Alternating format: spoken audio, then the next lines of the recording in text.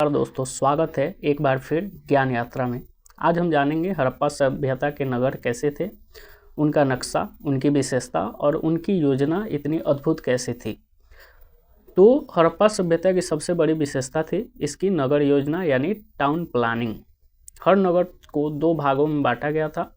एक ऊपरी नगर यानी जिसको सिटाडेल कहा जाता है इंग्लिश में, जहाँ शासक वर्ग या विशिष्ट जन रहते थे। ऊपरी नगर को हम लोग दुर्ग भी कहते हैं। दुर्ग मतलब होता है ऊपर, ठीक है।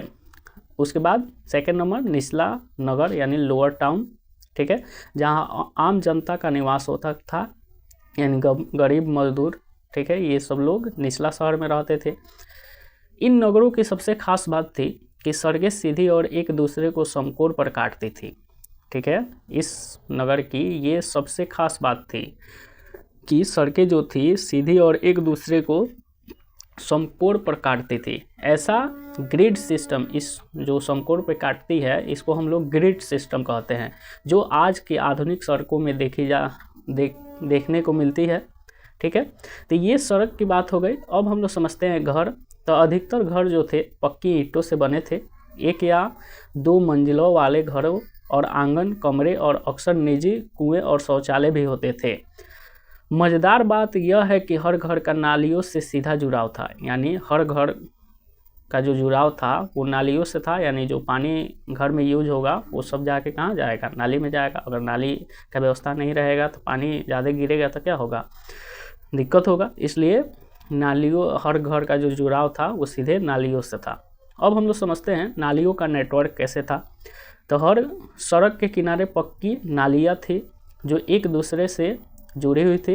ये नालियाँ ढली होती थी और समय समय पर सफाई की जाती थी, ठीक है। ये सभी नालियाँ जो थी वो ढकी होती थी और इसका समय समय पर क्या होता था, सफाई होता था, जो आज के समय में होता है। जैसे मान लीजिए कि गांव या शहर का नालियाँ जो होती है ये सब में ऐसा ही व्यवस्था होता है कि नीचे क्या होता है कि जो नाली बन जाता है उसके बाद उसको ढक दिया जाता है।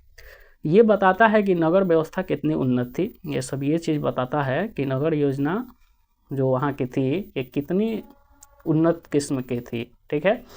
अब बात किया जाए कि प्रसिद्ध नगर की, तो प्रसिद्ध नगर में आप चार नगर मुख्यतः याद रखिएगा। मोहनजोदड़ो, ठीक है, यानी ग्रेट बाथ यानी विशाल स्नानागार यहाँ पे सबसे प्रसिद्ध निर्माण है यहाँ पे, यानी मोहनजोदड़ो में विशाल स्नानागार मिला है, ठीक है।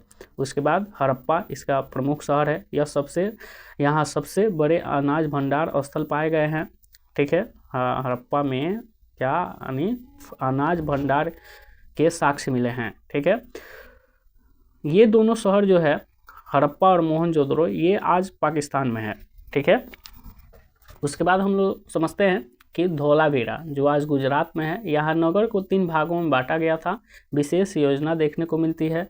कालीबंगा जो आज राजस्थान में है, यहाँ जल प्रबंध की अनोखी प्रणाली देखने को मिलती है। यहाँ कहने का मतलब है कि यहाँ पे जल प्रबंध का अनोखा क्या है, साक्ष्य देखने को मिलता है।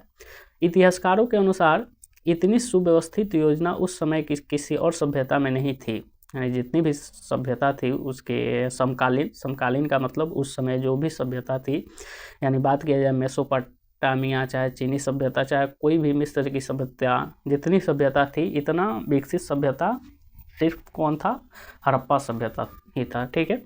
तो आज हम कह सकते हैं कि हड़प्पा के लोग नगर नियोजन के जनक किसको कहा जाए, तो हड़प्पा के लोग को ही कहा जाएगा। तो चलिए आज के वीडियो में इतना ही हम लोग रहने देते हैं। तो आगे हम लोग समझेंगे इन नगरों में लोग कैसे रहते थे, क्या खाते थे, क्या पहनते थे और